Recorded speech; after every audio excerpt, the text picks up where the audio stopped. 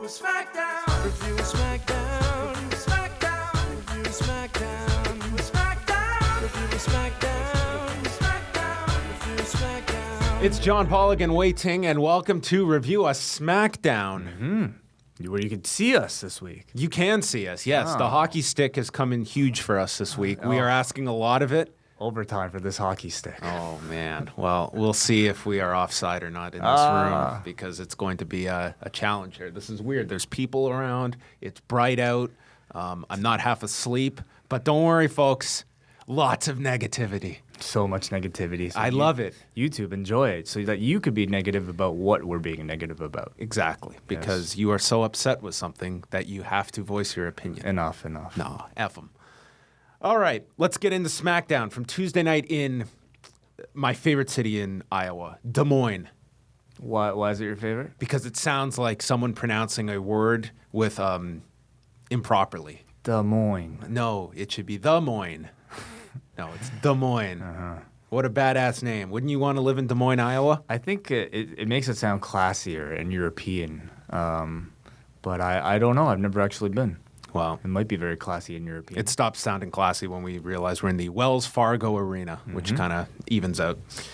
Renee Young was in the ring to welcome Michael Jackson to the ring with his new T-shirt, all in red. Yeah. With a big V on it. JBL's going over Nakamura's background, and immediately Nakamura is interrupted by Dolph Ziggler. Ziggler comes out and says that inquiring minds want to know.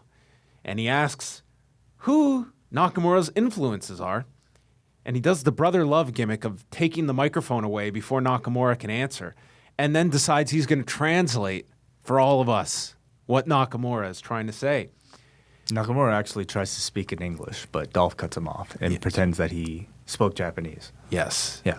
That Ziggler should be a first ballot Hall of Famer. That his dance moves are dope. And that his name is actually Michael. And he grew up poor in Gary, Indiana. Yeah. Did you know where this was going? I think everyone realized what this was. But Dolph wasn't going to take your word for it. He was going to continue with this joke for approximately half an hour.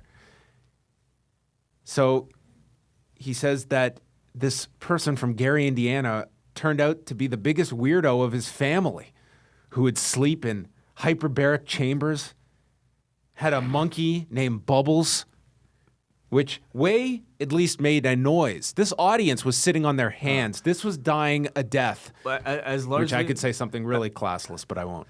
As often is the case with these recaps, if I'm reacting and laughing, it's just because I'm laughing at the fact that you have to recap it. That's what's so funny to me. Yes. And then this person, after raising Bubbles the monkey, faded into obscurity and resurfaced in Japan as Shinsuke Nakamura. I know. Like Nakamura has said that Michael Jackson is one of his influences. Okay. And then he ends it by stating he is a petty, pathetic, overrated freak. Is he calling Michael Jackson that? Yes, Shinsuke Jackson. No. This is one and the same to Dolph Ziggler. I think to call somebody the reincarnation of Michael Jackson, that's a great compliment, isn't it? He's the king of pop. I guess it depends. Depends on how you view Michael Jackson. Yeah. But I would take it. I mean, if you're a performer, I would take that as a great compliment. Perhaps. This was not very. This was awful, Yeah. okay? This was awful, and it was as though someone said, hey, he's influenced by Michael Jackson. Cool. Let's go with that. And this is what they came out with. Let's pretend he is Michael Jackson. This crowd just was so out of this, and I don't blame one of them in Des Moines. I mean, I'm trying to be optimistic that they're not going to mess this guy up, but this is just like they feel it's such a handicap that this guy can't cut a 15-minute promo, that this is the stuff they come up with to replace it. I don't have a problem with Dolph coming out there and doing the whole thing about him. Like, Dolph has to do the bulk of the talking here. Like, the fact is, Nakamura's English is limited. That's fine. So you have to get Dolph to do most of the talking. Plenty of great interviews we've heard in wrestling's history. Plenty of great promos. This was not it. Yeah, I mean, I question how much of an insult it is to call somebody Michael Jackson. You know, that's hard. Again, I take that as a compliment. Two very different Michael Jacksons, I guess, of where we could be going with it. I don't think they were trying to insinuate the. He didn't call him a child molester. No, he didn't go that far. No. Nakamura responds while wearing a mouthguard, by the way. Yeah. And he asks, "What is your problem, Dolph?" And then he takes the microphone away, speaks in Japanese, as our Translates for Dolph. Yes. translates Yes. by calling him at the end a jackass, which was the big pop line at the end. And Ziggler attacks him, but then he catches Ziggler, hits a reverse suplex, goes for the Kinshasa, but Ziggler bails to the floor to avoid it. Yeah. And that was our presence of Nakamura and Ziggler. Yeah, I mean, I maybe the Michael Jackson joke didn't necessarily hit, but I thought overall the segment was good. You know, it was successful in showing and allowing Nakamura with a limited English ability to outwit and get the best of Dolph Ziggler in the segment. And in the end, he came out looking like a more stronger babyface. I was looking at this as more.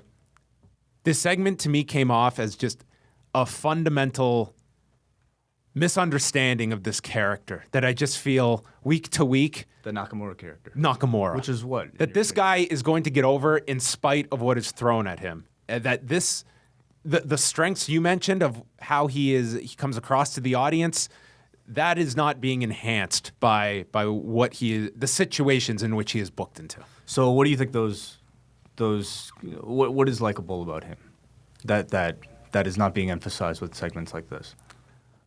I feel we are just trying to force him into this role of what our typical baby faces are. Our baby faces have to talk, and they've got to do comedy lines, and they've got to be part of like these silly grudges.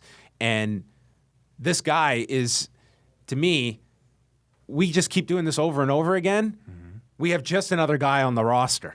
And that's what I read this segment as. It's like we want him to just assimilate into this when you have someone that is so different that has gotten over instantly. He walks out and he feels like the most popular guy on this roster. So outside of having him wrestle a match, how do you introduce him to an audience that's used to characters being introduced this way? I would have done a lot of. I would have done. When's Backlash? 3-4 weeks away. You've had all this time.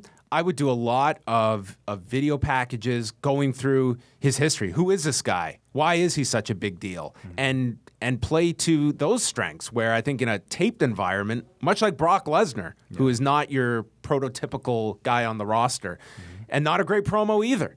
And I'm not saying you have to stick him with a mouthpiece, but whenever they show those videos with Lesnar in sound bites, he gets over very effectively. And I think Shinsuke Nakamura speaking in Japanese and it's simply subtitled would do tremendous. If you watch any of those New Japan on Access shows, those guys get over instantly with just their own stories and setting up context to matches that are coming.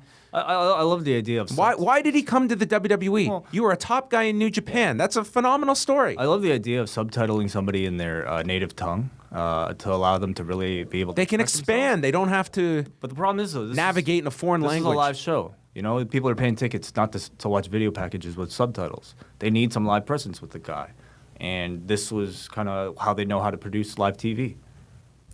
Well, there's nothing to say you can't put him in these situations. But this to me is just, it was bad WWE comedy. That's what it comes down to WWE for me. comedy. If you have some great ideas here, great. I thought this was lame comedy. Oh my God, you're so negative. I know. Well, I can't be positive. Not at all. But I'll say, like, I think Dolph is a great choice to carry this first program with Nakamura. If they are to decide to go in this direction where Nakamura basically doesn't speak much, Dolph does most of the talking, I think Dolph is a great choice. I think it's a good first program for him. I agree. Kevin Owens was on commentary for the first match, which was AJ Styles against Baron Corbin. Styles was attacking him with leg kicks, and then there was this long headlock spot by Styles. And then he gets seated on the bottom rope, and Corbin boots him to the floor, which looked unpleasant. Baron was still in control when they returned from the commercial break, so Baron really breaking through the stereotype. Corbin then did a chokeslam into a backbreaker. Styles snuck out from under, yanked him off the turnbuckle to hit a Pele kick. Owens noted that Tom Phillips' stupid questions make him miss Michael Cole. Styles attempted a calf crusher that Baron blocked by holding onto the top ropes, and then there was the setup for the phenomenal forearm, with Owens getting up, and he was kicked off the apron by Styles. Corbin avoided the springboard attempt, and then a powerbomb was turned into a sunset flip by Styles, who got the win. And I thought a very good match between these two. I thought a good match, yes. Styles is a full-on babyface now. No real opposition that he's putting forward to receiving applause. He's been being booked like a babyface. And, yeah, it's really interesting how Kevin Owens wears suits now that he's distanced himself from the authority, you know? Mm-hmm. And, yeah, I like it. It's almost like he had bought this whole new wardrobe for his authority run, and then they moved him to SmackDown. It's like, well, I'm not getting rid of these suits. I'm just buying a blue tie. Yeah. That's it. We watched this, and granted, after Payback, Owens and Styles can officially start building to their own match. Mm-hmm. But I wonder, when you look at the rosters of, is AJ a better fit on SmackDown, or would he have been a much better heel, especially on Raw? Hard to say. I mean, I think he's great on either show, but I think he would have been great on Raw, certainly. Like, this show just feels really heavy on top guys for the 2-hour show. Mm-hmm. And watching Raw on Monday, if you had put him there, AJ would have been awesome. He's a big difference maker. Who would you have put on Raw instead? Or sorry, on SmackDown instead to take his role? Take AJ's role? Seth? You could have moved Seth. You could have kept Bray on SmackDown. As a babyface? As a heel. So I feel AJ on Raw, whether it's a babyface or a heel, I think could have worked. But we'll see where they go. I mean, there's still a lot of great opponents for AJ, obviously, on this show. Afterwards, Owens and Corbin double-teamed AJ. Sami Zayn ran out, and Owens just bails. So Zayn goes after Corbin. He misses, and Corbin runs shoulder first into the post. So he at least got that check mark. And Zayn hits Corbin with a haluva kick, and then Owens attacks Zayn from behind and hits Styles with the pop-up powerbomb. So you've got a lot of programs in place here. This show, if anything, boy, was Owens and Jericho an afterthought for Sunday. It's as though we're not even worrying about this. We're on to Backlash with Owens and Styles. I actually totally forgot he had a match with Chris Jericho on Sunday. It's really messed up the whole... Payback doesn't exist to me, and I had no issue with SmackDown ignoring Payback. Yeah, me neither. Dasha was backstage with Charlotte, and she says, blood runs through most people's veins, but gold runs through hers, which is very concerning. Gold runs just like yours. You're an 88%. 88%, man. That's a really high percentage. Yeah, gold and blue. Yeah. Are you gold and blue? Blue was 74. Okay, interesting. Wow. She says that the queen needs a new kingdom to rule, and she needs the title to exist. And tonight, the drive for 5 is completed, and I am already the greatest superstar in WWE history. No. Very well delivered lines. Yeah. But just like your WWE promo to a T. It's a pro wrestling promo. This is what they're trained to do. I mean, I'm sure in their NXT promo classes, they're trained to cut this exact type of promo. And I thought she gets an A for that. She did a good job, you know. I think Charlotte, it feels like she's stepping on a smaller stage on SmackDown, but as a result, she feels like a bigger star amongst the entire roster. They did a very good job of moving her and making her feel even bigger than she was prior. Yeah. American Alpha and the Colognes were next. We had 2 Beat the Clock challenge matches where the tag team to win quickest would get the Backlash tag title shot. So Epico lays out Gable with this big boot, and then Primo gets his partner out of the way in the corner. And they got the heat on Gable for the entire match, including my favorite, the chocolate slide by Primo to the floor. And they keep Gable in their corner. There was a vertical leap into a knee lift, and then a clothesline by Epico, tilt-a-whirl backbreaker. Primo then knocked Jason Jordan off the apron, and they go for the double-team backstabber when Jordan fires back, knocking Primo out of the way. They hit the grand amplitude, and Gable pins Epico in 5 minutes and 17 seconds as the time to beat. Mm-hmm. I really like what they're doing with the Colognes, rebranding them as straight-up, no-nonsense, highly skilled wrestlers. And new tights that say the Colognes. New tights that are basically like, yeah, no gimmick attached to it. They're just great wrestlers, you know? Nothing to do with timeshares. That's gone. And they're actually a little intimidating when you just see them as these highly skilled, very good wrestlers. So I almost was a little disappointed that they didn't win because I feel like there's a lot of upside to that team. Yeah, this was strange because I figured... Not that it mattered in the end anyway. No, it didn't. But I think going into this, I assumed one of these teams was the one that would win. Yeah. And therefore, you would want, just for the second match, not to be anticlimactic and just hit the time limit. But my assumption would be wrong anyway. So another New Day promo. They are coming soon. And then we had a tape promo from Rusev from earlier today. He says he does not like Daniel Bryan. He does not like Shane McMahon. And he does not agree with his father's shakeup, which probably a lot of people didn't agree with. He says he's only going to come to SmackDown Live if he gets a WWE title match in June at Money in the Bank, or else he's going to pack his bags and go home to Bulgaria. Right. Interesting. So he's skipping the May pay-per-view altogether. Yeah, he's not coming to Chicago. Huh. He'll go to St. Louis Yeah. instead. Yeah, it's interesting. It's an interesting angle that we haven't really seen them do in quite some time. Somebody holding somebody else hostage for a title shot at a future date. Yeah, and this is something at least long term that you can. What is the real story here? He's injured. recovering from shoulder surgery. Well, it's interesting that I guess because the shakeup just happened, you did have to address why Rusev isn't here, and I guess this is just This is something different. Yeah. And as we're seeing with Backlash, I mean, there's no reason not to put someone in a main spot on a pay-per-view. And Rusev, sure.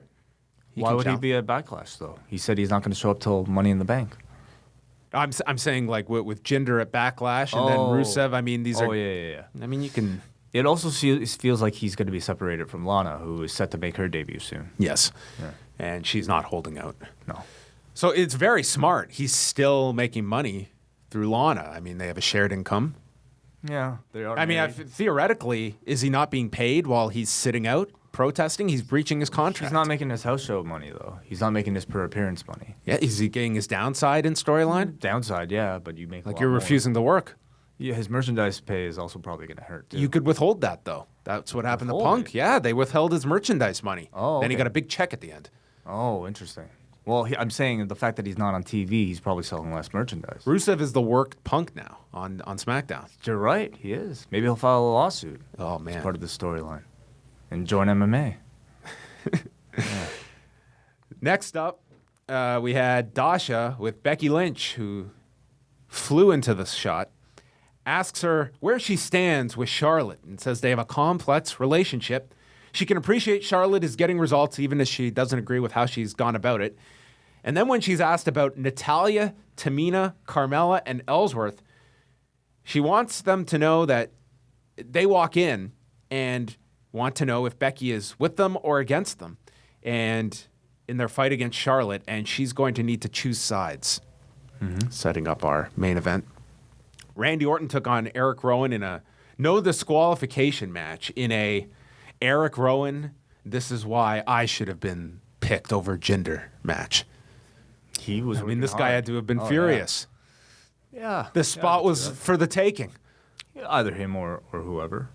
Yeah. Orton shoves Rowan into the post on the floor, and then the barricade, suplexes him onto the barricade, and then repeatedly sends Rowan into the announcer's desk.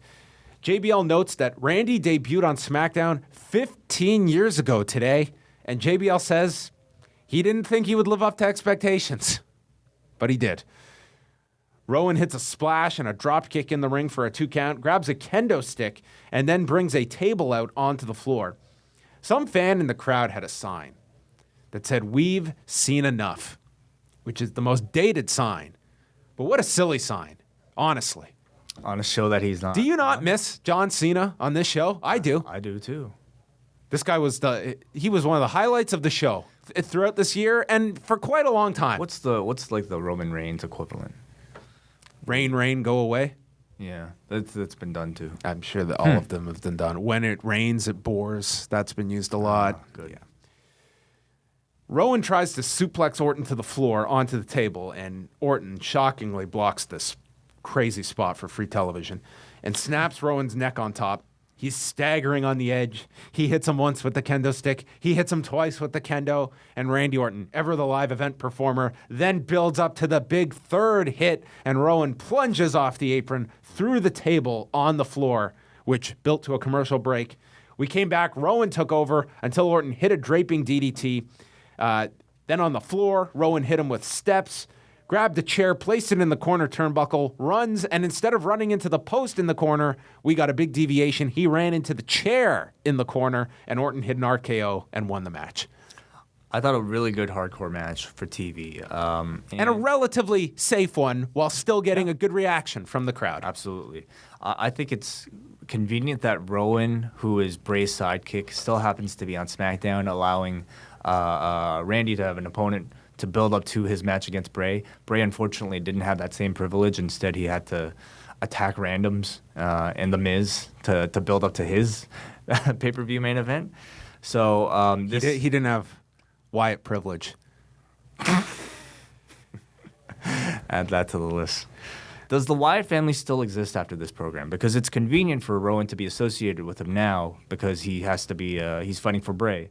But after Payback, now that Rowan and Bray are split off the shows, is Rowan still part of the Wyatt family in storyline? I don't think so. Because I think there's a lot of potential with Eric Rowan. He was great in this match. Really, they could push him like another Braun Strowman if they really wanted to. He's been kind of like he's been exposed as like such a far place down the card that maybe it'll take a lot more. But I think the guy's very talented, and he needs a real rebranding, but not as the Vintner, hopefully.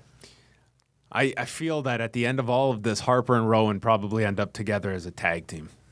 Unfortunate. I just don't feel they have any big idea for Luke Harper in that incarnation. I think they realize they're just in their spots. And I think individually, yeah, Eric Rowan's a lot better than when he first came into the company a number of years back. They're both great. Yeah, and this was a good match. Orton cuts a promo afterwards, and he doesn't know what a House of Horrors match is, but he's going to find out on Sunday.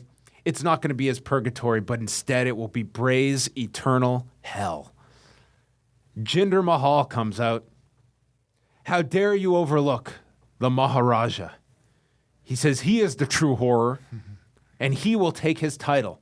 He has more wealth, talent, class, and culture than anybody in the arena.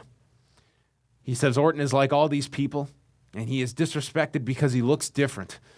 And their arrogance and lack of tolerance will end up taking back his respect at Backlash and the World Championship back to his people. And he gets into the ring, and then, in the true act of WWE heel defiance, he was going to speak in a different language, in Punjabi, as he cut a promo, and then he goes to attack Randy, who stops him and sets up for a draping DDT when the Singh brothers run in, as they were identified, and they grab onto Orton's legs as Mahal stomps on him and did his Cobra Clutch into a Uranagi and then steals the WWE title. I'm going to say, I thought Jinder Mahal came across very strong here. I thought he did a very good job. This whole thing, like, it's kind of strange for Randy Orton to go from this, like, such a, I guess you could say, new uncharted territory of like a House of Horrors, projectors, and burning down houses type Into a xenophobic storyline, angle. into like something straight out of the 80s. You know what I mean? Like this Jinder character is really just a throwback to like your evil foreigner gimmick, stealing the title, down with America, whatever. And I'm with you. I like it a lot. I think, once in a while you can just go back to basics and enjoy these kind of cartoonish evil foreigner gimmicks. And I think Jinder does a good job. I would be really curious to know the reaction to him and the storyline in India, because... Yeah, we got some feedback on the message board that we we'll get did? to from that. Excellent. Yes. And not from Gaurav, from another listener in Gaurav, India. right. But Gaurav, he can give us the 411 on how this is being received. Yeah. I'd love to know what the kids on Angar TV think of it. Can you talk about this? I haven't watched it yet, but I saw your post.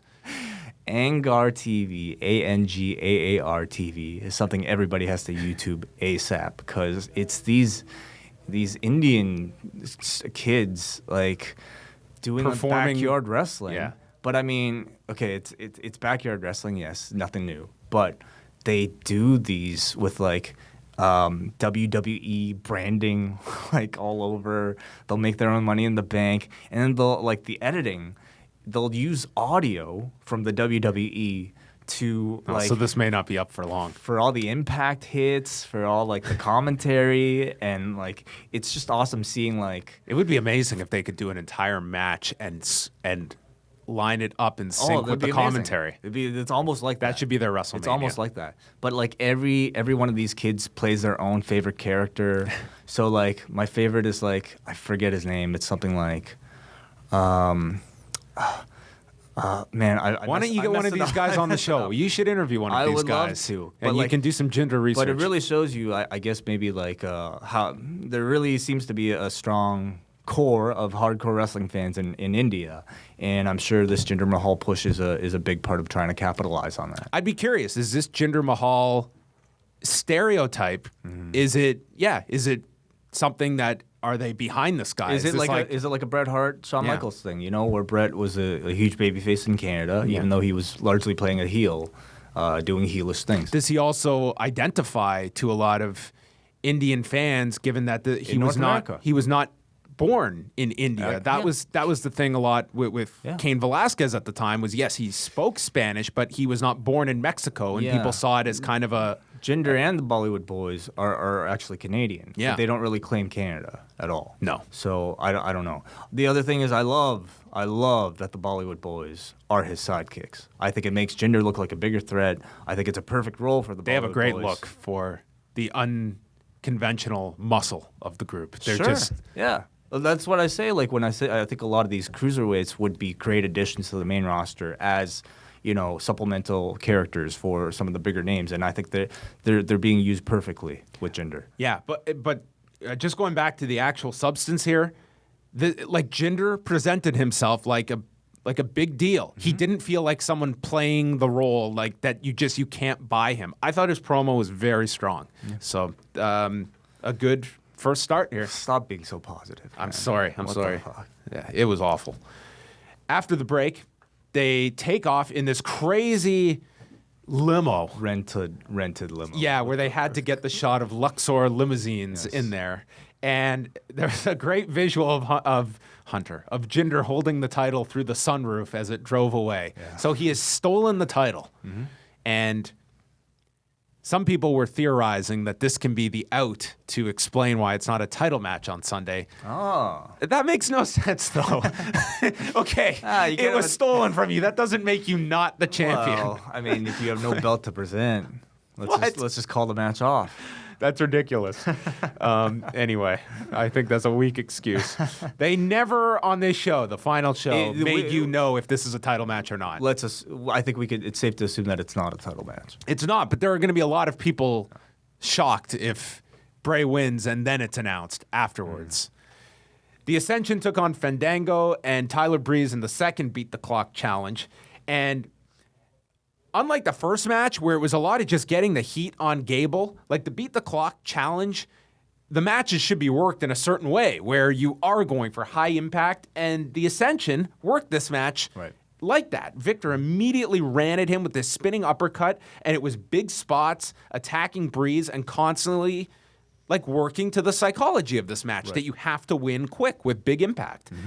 They double-teamed Breeze. The Usos were shown watching in the back. They double-teamed Fandango with a flying knee, constantly going for covers. And then they went to set up Breeze for the fall of man when they spun around and Breeze hit the supermodel kick into a Falcon Arrow by Fandango, and they won the match in 2:41. This was one of the biggest surprises in years. With plenty of time to spare. Didn't even. They have to didn't work even down to the do clock. anything dramatic at the end. They won concretely. It was realistic, and very surprising booking because you have now the Usos who are champions and Fandango or Breezango who, I mean, up until this point are supposed to be heels, at least as far as I know. So are they now baby faces? They kind of default to that mode. Right. And But a weird choice given all the teams. I would say, certainly they're I guess they're kind of on the level with the Ascension and maybe even the Colognes at this point. But yeah, I don't know. Outside of Alpha. There's no more evidence than these single brand pay-per-views that there's no harm in throwing anyone into these positions. This is not the pay-per-view era where you were taking any kind of risk with talent that you didn't see in certain levels. I mean, it really doesn't matter. Yep. And probably this means American Alpha and the Colognes now will have another match at that Backlash show because you have to fill this with a lot. Neville did a 205 Live promo. He's going to dismantle Jack Gallagher, and the exact same thing awaits Austin Aries at Payback. And then we got a video for the House of Horrors match where Tom Phillips said that one of them will be destined for eternal hell, and this will be answered at Payback. Okay. Renee interviewed Naomi backstage before her match. She says that Charlotte has been a standout competitor since she showed up in WWE. But who does she think she is, Muhammad Ali? She says it looks to her like she's Ali and Charlotte is George Foreman. How did this rate against Charlotte's promo earlier? What did you think? Similar WWE speak? Very similar WWE speak, but let's just judge the delivery. Delivery, I go Naomi. I thought Naomi was great. I like them both, actually. But I thought Naomi, I love being able to see her growing confidence every single week. And it's really apparent. You know, she's really seeming to step into the role of champion. Not really all the way there yet, but I think she's definitely improving every single week. I feel there are few women you could put in Naomi's role where this wouldn't be a very nauseating gimmick of feel the glow, embrace your inner glow. And Naomi pulls it off seamlessly. She does pull it off. She created it. She created the gimmick, as you'll see on Total Divas. Oh, well, there's a tease. I think she's great in this role as a female babyface. I think she's great. Bartender Dave, not a fan though, as we learned. The one person that doesn't like her entrance, which she performed, and then we got Naomi and Charlotte for the women's title, and you know they had like a half hour after the last match, but then there were so many video packages and interviews that by the time the bell rang, we had like 12, 13 minutes of TV time left with a commercial in that 12 minutes. Naomi got tripped on the edge of the apron and pulled to the floor. Naomi landed a high kick after sending Charlotte off of her shoulders, landed the rear view, and this resulted in a huge near fall. People bought this rear view. That's it. That's it. It's really her biggest move outside of the kicks. I mean, I would even put the rear view against the kicks as her biggest move. What is her finisher? She does the rear view, and then she introduced that like Anaconda Vice, didn't she? That submission she was doing. Oh, okay. Like, yeah, that kind of inverted Rings of Saturn. Yeah. But the rear view really is it. That's what everyone associates with. Charlotte hit a sit-out powerbomb. Naomi kicked out. They were just doing a lot of near falls here. Charlotte went to the top for a moonsault, landed on the knees of Naomi, and then Natalya, Tamina, and Carmella run in. The bell is rung, and they attack both women. Tamina super kicks Charlotte, and then all four stand tall, including James Ellsworth, which made this one of the most improbable closing shots to a WWE broadcast. With those four prevailing, and Charlotte in tears. Yeah. Channeling her father. I mean, I took this to be a Charlotte babyface turn. That's what it kind of felt like, which was what I said when they teased the babyface turn when she first came. Then we got the emphatic heel Charlotte last week, and then this week she's much more in the middle, where it feels like she's going to be aligned with Naomi and presumably Becky. Yep. And we've got a big gang warfare amongst the SmackDown women. 3-on-3 makes sense. I guess so. I mean, I think it's really interesting. I think it certainly elevates Natalya by making her the top heel in the division. And I would say, like, in terms of star power, it almost seems too stacked and hitting in the favor of the baby faces. But that's kind of, you know, that's fine. That's good, you know, professional wrestling. Hulk Hogan teaming up with Randy Savage. Oh, it's stacked, but it's cool. I like it. I like the direction of the women's division. I just thought at the end of this show, watching that shot, what I want more than anything is a Shinsuke Nakamura open challenge, and it's answered by James Ellsworth. I feel those two have to come into contact with one another. Huh. Interesting. That should be his first TV match. Okay. Ellsworth. The Chin Sasha. Sorry, I messed that up. That's good. Shinsuke. Shinsuke. Shinsuke. That was SmackDown. That was SmackDown. What's next? That's the other show. But Talking Smack was up next. Daniel Bryan, ever so close to becoming a father, was absent again. And in his place was JBL, which made for some hilarious lines. Do you see this being like sort of the trend for the next few weeks with Bryan being a new father? I'm fine with the rotating guests because Shane was not working for me, and we had enough examples of that. JBL is not great either. He's better than Shane. He's better than Shane. It really shines a light on how good Daniel Bryan is in this role. Bryan is definitely much preferred, but JBL had some good lines too on this show. He had some. Yeah.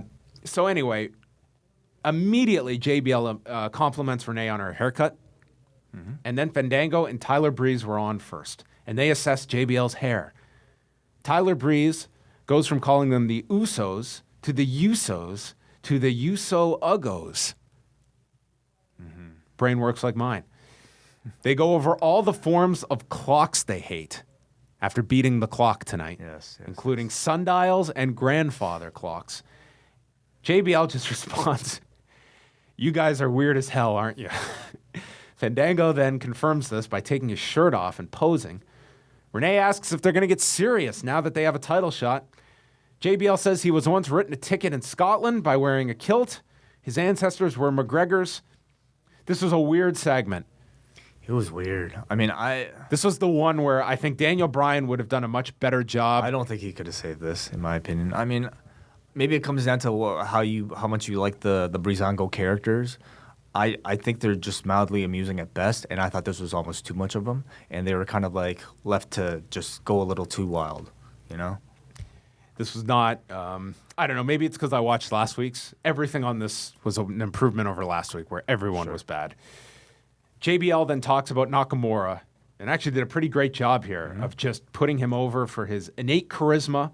As much as anyone he has ever seen, he feels Shinsuke will be one of the biggest stars we have ever had and compares him to The Undertaker. And Renee, this was just music to her ears. You can tell Renee loves this guy. Yeah. Seems everyone's sold on him. Michael Jackson. Becky Lynch is next and calls the women in opposition the New Wench Order.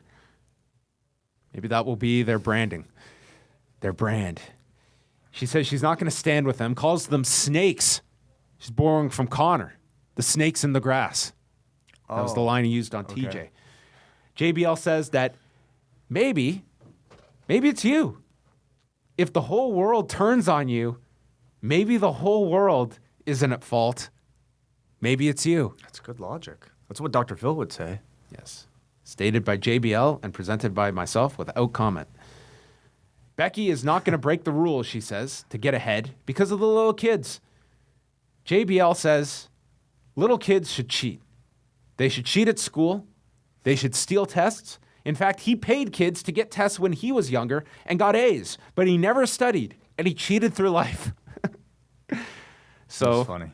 Becky is the female John Cena. She's not going to turn heel because of the children. But it was interesting what Becky brought up, though. She was basically kind of bringing up, I think in a way she was criticizing the writing on the shows, asking why Randy Orton would receive a title shot after burning down a man's house, you know, or what are some Well, she was mentioning Charlotte as well, that she just asked for a shot just like that and immediately got it. And she's, I mean, you feel that it could build to a long-term turn by Becky that has reasoning behind it instead of just doing it. Sure. Then they leave. They talk about Jinder Mahal. JBL cites India as a great market for the WWE, basically as a, well, that's why this is happening. Yeah. And says that was a felony that was caught on video with Jinder stealing the title. Yeah. I don't know a man has ever seen prison time for a stolen championship belt, but this could be a first. And then Sami Zayn was our final guest. JBL compares him to Sean Thornton from a John Wayne movie. Zayn had never heard of this guy and only knows the Sean Thornton who played on the Bruins, not to be confused with Joe Thornton, because there was a Sean. Oh, okay. And the age gap was really showing with JBL this was like on the show. a minute too long. Yeah. Basically says Twitter told him to leave Raw and go to SmackDown, but he has the same obstacles here. And he says, you know what, I'll be honest. And JBL cuts him off by saying, Why wouldn't you be honest?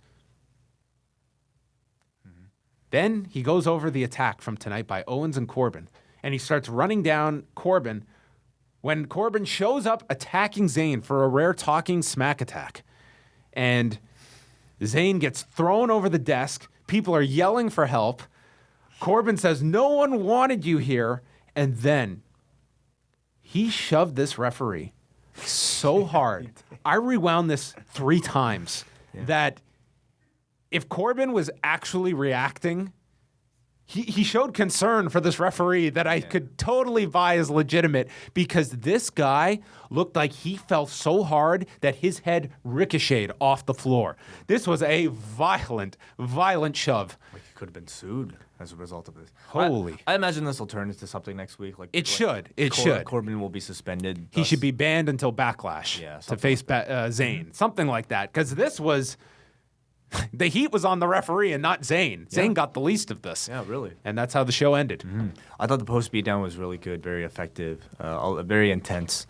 So all in all, talking smack. You know what? I don't mind JBL at all as a host. I almost felt like he was holding back a little, maybe in light of recent events, maybe not. But to me, no matter like what's going on behind the scenes or whatever's being said, my favorite version of JBL on TV is a mean JBL. You know, a JBL who could just I think he's run down everybody. And I thought he was almost holding back here. And I'd love to see him on a show like this just rip into everybody. Yeah, I don't know if that's going to be the MO for the near future of JBL. That would be my guess. Why not? 205 Live. Rich Swann and Akira Tozawa took on Noam Dar and Brian Kendrick to start things off. The heels attacked before the bell, but then Swann and Tozawa knocked them to the floor and hit a suicide dive somersault plancha combination.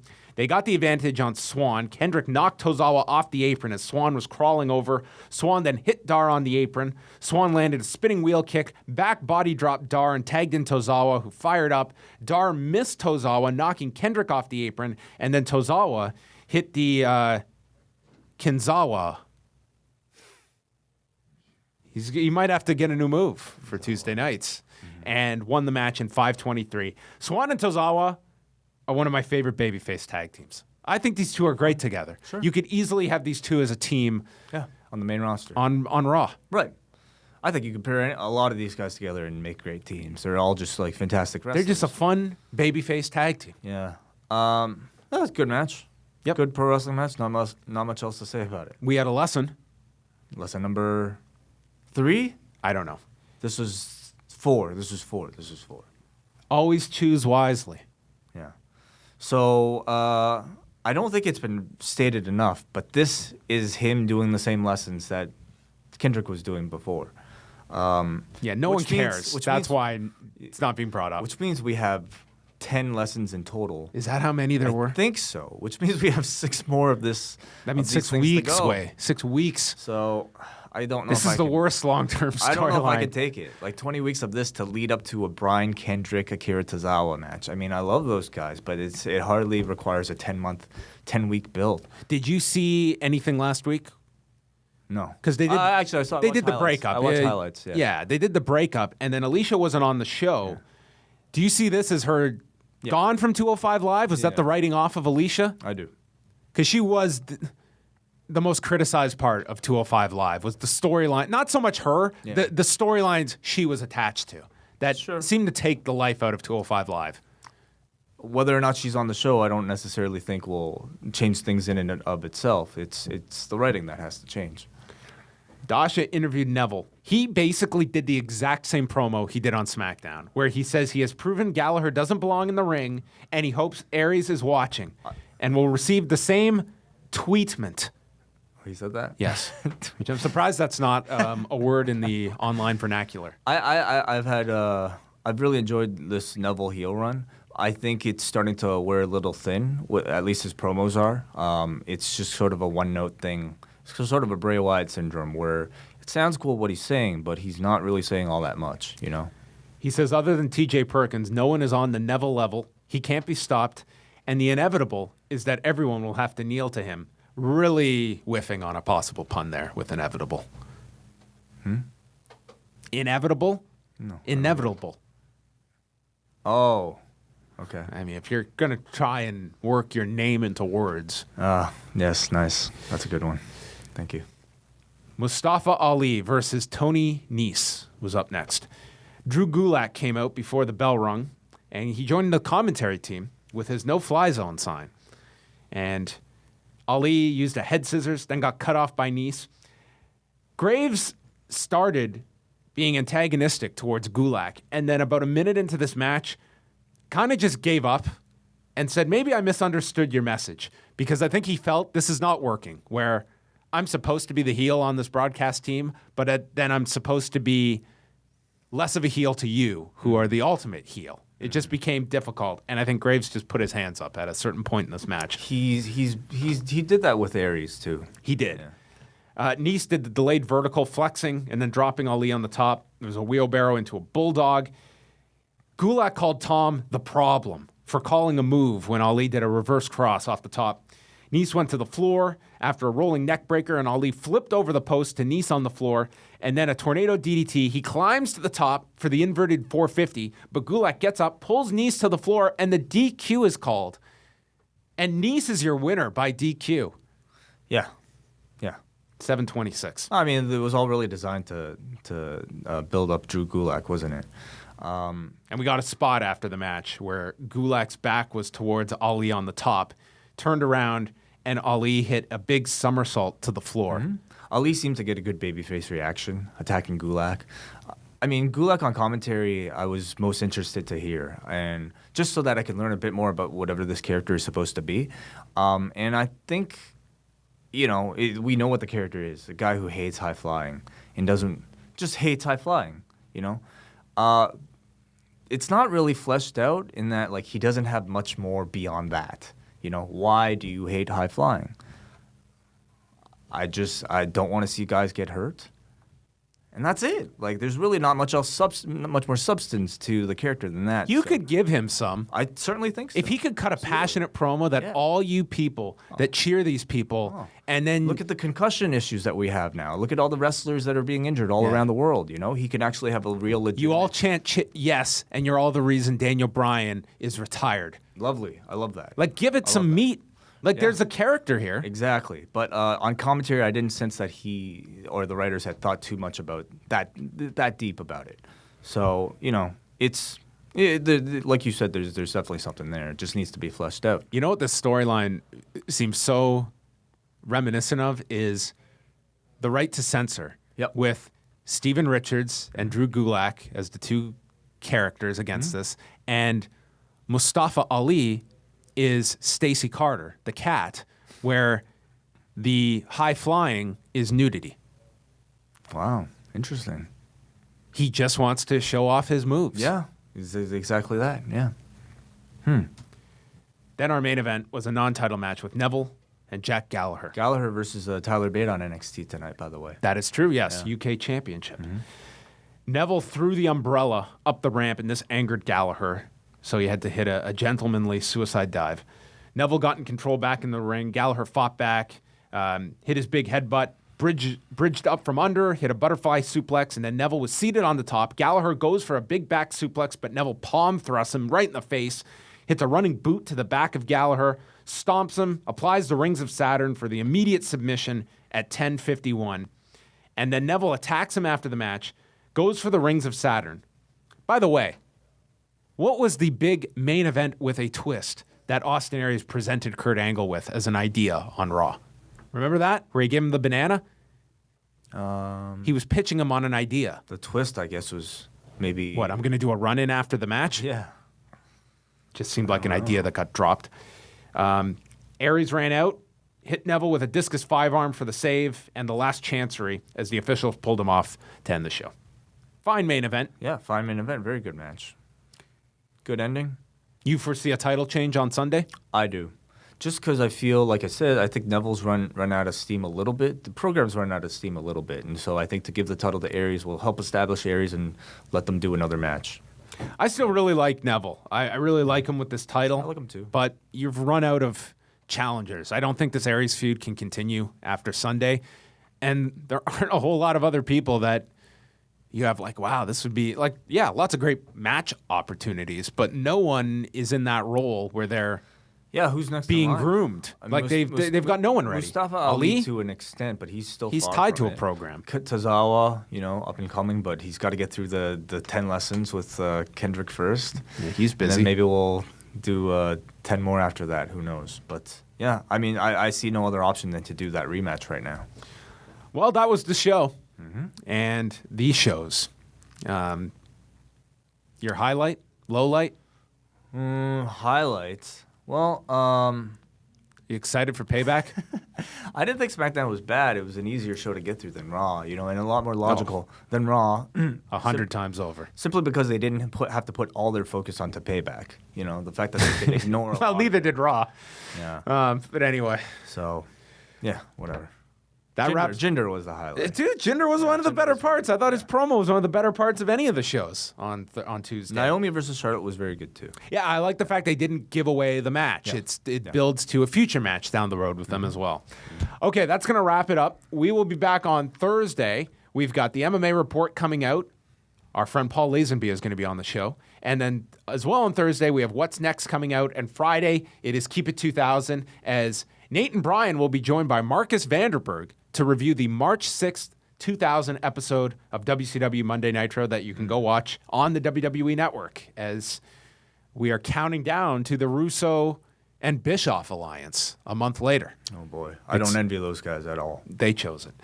So that's going to wrap it up. LiveAudioWrestling.com is where you can go. The Law will be back Sunday night at 11 Eastern, right after Payback, and maybe we'll run through it, maybe not. I don't know what's going to happen. So that's happening this weekend, and that is it for us. Thank you for watching. SmackDown, SmackDown, review SmackDown, SmackDown, review SmackDown.